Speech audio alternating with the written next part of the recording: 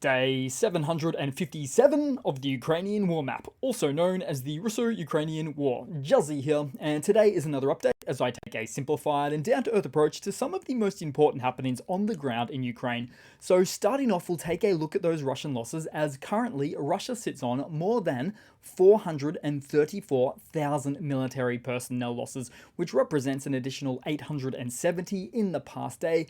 Then as for hardware losses, so 8 tanks, 37 APVs, and 35 artillery. Then as for a 2.0 version of my own makeshift listing in the wake of the recent devastation to Russian oil refineries, because more specifically, there are now 14 oil refineries hit by Ukrainian drones and 5 oil depots, and that's specifically referring to infrastructure inside of Russia, which is problematic for these complex and very stationary production facilities. This is still a work in progress of mine, but it's nice to get an idea of where things are at, roughly speaking. Then we'll start out in the Russian map today in the Baltic Sea, as a Russian fishing trawler named Captain Lobanov met a tragic fate during a military exercise not too far from St. Petersburg. So during the exercise, a missile fired by the Russian Navy struck the vessel, causing it to sink, followed by an embarrassing cover-up that lasted 3 days. As this event actually occurred on the 19th of March, but the details were finally released just today, which is a relatively standard approach by the Russian military these days, with delayed disclosures of problematic events like these. And so I'd specifically ask how this happened, but I'm sure the answer lies somewhere between intoxication and incompetence. Then we move to Russia's Belgorod region, where things are heating up, and I mean that in a literal and multifaceted way. Because starting off, according to Russian media, an Mi-8 helicopter made a hard landing yesterday near the village of Rovenki, which is far away from any anti-Kremlin militia activity. And as these things go, Russian state media published that the helicopter itself suffered just some mechanical damage, with 1 out of the 4 crew members on board wounded. So far, there's no reason stated for the cause of this event, but to be honest, this line of wording sounds a lot like all of the other Russian statements, as they seek to downplay damaging events, only to have their lies exposed later. Plus, for instance, we've seen what wording like only slightly damaged has meant before, because more often than not, it converts to permanently decommissioned. Then, still in Belgorod, more explosions in the morning at an unspecified location, likely near the border, where the anti-Kremlin forces and Putin's soldiers continue to engage one another. And on the topic of the anti-Kremlin soldiers from the region, just yesterday they held a press conference in Kyiv to discuss their recent cross-border raids into Russian territory. The goal of these incursions, according to the fighters, was to open a second front and to alleviate pressure on the Ukrainian troops in the Kupiansk area.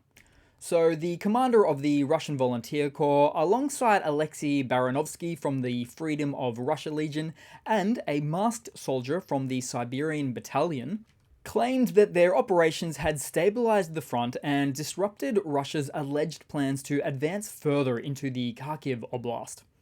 So these militias also reportedly receive logistical support, intelligence, and medical evacuation assistance from Ukraine. However, they strongly maintain that they are Russian citizens who have taken up arms in Russian territory only. And to contrast their insurgencies in relation to last year, the scale of the recent raids is said to be larger than previous attacks in 2023, with the anti-Kremlin forces claiming to have inflicted significant losses on Russian troops and equipment. And they even have a tally of their own Russian losses from Putin's army as well. So I might start flicking up those stats every once in a while on the screen as well. And on this topic for the region as well, it's been reported that the Russian Ministry of Defense has been compelled to divert troops from the front lines of Ukraine to safeguard the border regions of Belgorod and Kursk, following this series of operations conducted by these anti-Kremlin volunteer groups. Now, interestingly, prior to these attacks, the anti-Kremlin volunteer forces announced their plans to intensify attacks and thus called on Belgorod Governor Gladkov to initiate a full evacuation of civilians in the region. But intercepted phone conversations suggest that the Russian army is not much in the way of concerned about waiting for evacuations and instead just proceeding to pummel into local villages with guided aerial munitions, causing a lot of indiscriminate destruction, even in their own country. So it's just more of that Russian military playbook I've been talking about. Absolute savages. Then we'll head across to the Ukrainian map today as in a massive early morning attack, Russia launched a barrage of missiles and drones targeting various parts of Ukraine. The assault included ballistic missiles, hypersonic missiles, cruise missiles, and the Kh-22 ASMs. And ASMs as in anti-ship missiles, which are simply not well enough optimized for land targets. And as a result of these events, reports indicate that the Dnipro hydroelectric power plant dam in the Zaporizhia region was hit by Russian missiles, causing extensive damage. Though the dam reportedly withstood serious structural harm. But the eastern powerhouse of the dam suffered a hit, and at least one civilian bus was destroyed in the attack. Also, explosions were reported in multiple cities, including Kharkiv, which was attacked by multiple ballistic missiles. But also there was other cases for Zaporizhia, Dnipro, and Vinnytsia, where critical infrastructure was targeted. And while the attack failed to knock out Ukraine's power grid, the UK Defense Ministry suggests that Russia's strategy may have shifted to targeting Ukraine's military industrial capacity. And why is this happening now? 2 large salvos, 2 days in a row? Well, firstly note, Russia has launched relatively few missile strikes over the past month, and it was likely a stockpiling of newly produced and existing missiles designed to be a military response to Ukraine firing drones into Russia recently. Therefore, it would actually appear that Russia is, at least in part, stockpiling their missiles, their munitions, to use at a later stage as a form of retaliation. Which, if true, is a mind-blowing concept, suggesting that Russia needs to hold off on firing missile salvos into Ukraine because they may just need them as a later retaliatory show of force. Then we move further into, well, the east of Ukraine now, as Russian units have now taken control over most parts of western Tonenka, which is about 8 kilometers or 5 miles west of Avdiivka. It's been a grey zone for a while, but is now largely considered all but occupied. But as for updates on the larger front, Ukrainian Commander-in-Chief Syrskyi has just announced that Ukrainian forces have successfully stabilized the situation in this eastern part of the country. And from what we can see on the map, that's pretty much more or less fairly accurate. Oh, but on that note, Russian forces are still vying for full control over Orlivka and Berdichi, so we'll zoom back into that one there.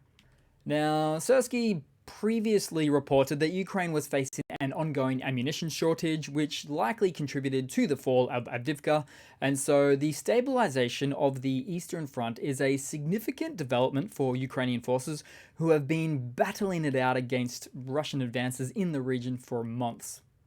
Then, somewhere in the east, we saw cluster munitions by the AFU landing on Russian positions in Klishchivka, which is just south of Bakhmut. We also saw an American M67 grenade dropped from a quadcopter, destroying a Russian tank. Then, in a somber or lonely feeling moment, a sad Russian soldier sits on the bank of a reservoir near Avdiivka and watches his sunken BTR-82, an armored personnel carrier. Then we head to the Black Sea, as in response to successful Ukrainian strikes on Russian naval ships in recent times, Russia is continuing to redeploy its Black Sea fleet from occupied Crimea, but to the expected safer regions or location of Novorossiysk. according to Ukraine's military intelligence, where spokesperson Andriy Yusov stated that the relocation of the Black Sea Fleet headquarters infrastructure and warships is actively underway, although also specifying that Russia cannot completely abandon Crimea of its naval forces.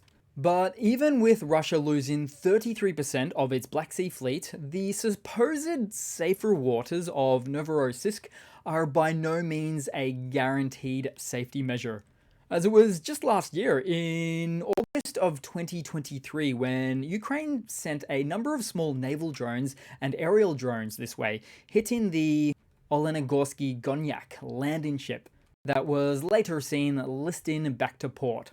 In other words, Ukraine had this naval and aerial range capacity back about 8 months ago, and we're all quite sure it has it even more now.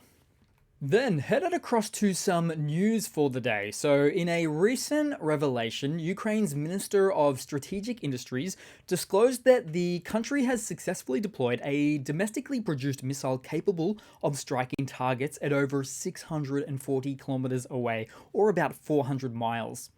While specific details were not provided, this development marks a pretty significant milestone in Ukraine's defensive capabilities. Furthermore, officials reported that air defense systems and high-precision missiles akin to the US-made HIMARS are currently under development, and I would certainly venture a guess here to say that we might be looking at some sort of homegrown ATACMS and GIMLARS rockets that could be fired directly from the HIMARS platforms. Then, moving to some other news, in Krasnodar Krai of Russia, 2 prison colonies are set to close due to a lack of inmates, as many have joined the Russian army to fight in Ukraine. Although the regional commissioner for human rights described this as an alarming trend, with the drop in prisoner numbers prompting authorities to optimize and save money by shutting down the institutions. The Kremlin has been recruiting convicts for its war efforts since the summer of 2022, initially through the Wagner mercenary group and later directly under the Russian MOD. However, many of these convicted recruits were assigned to Storm Z assault units, often used as cannon fodder, and suffered heavy casualties, somewhere in the rate of up to 80 to 90%. So to put things in perspective, before Russia's full-scale invasion of Ukraine, Russia's prison population was about 450,000. Now they have about 200,000 less than that figure due to those cannon fodder tactics. But word is, Russia has since completely exhausted its supply of willing prisoner participants for the Russian special military operation, with the remaining cohort, if forcibly drafted into the Ukraine war, we'll then see some of the most undertrained, or indeed certainly untrained, and lowest morale fighters on the battlefield. Not exactly a trustworthy bunch of fighters. I just wonder how many will either A, desert, or B, shoot their commanders, or at least attempt to. But if Russia manages to somehow pull that off with the deployment of the remaining able-bodied inmate population, they would still need another 200,000 or so from the general Russian population to get those 14 new brigades and 16 new divisions, 2 new armies that the Russian defense minister stated the creation of soon. But nothing happens in isolation, because even if Russia manages to pull, say, 100,000 prisoners, which are of the lowest quality and most ineffective of their army, into Ukraine, Russia then loses an extremely low-cost labor force of inmates, for which Russian society already has a blue-collar labor workforce shortage of about 500,000 workers.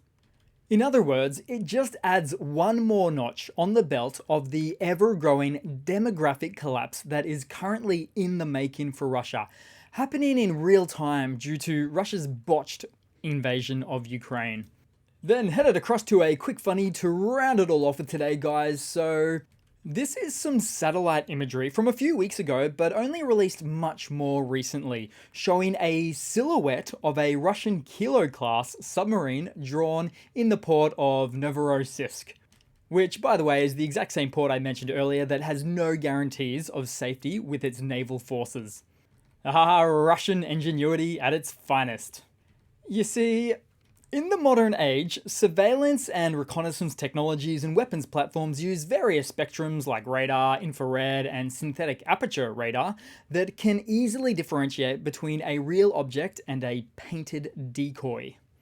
But either way, Russia will stop at nothing to pull some deception methodology right out of a World War II playbook. So what do you do when you've stretched your military budget razor thin and already had a massive drawdown on your own national sovereign wealth fund, which would otherwise be useful to purchase and build effective and multimodal defense installations? Well, of course, you pull out a couple of cans of black paint instead. Genius. That's our Russia. So thanks for watching today, guys. Hope you've enjoyed.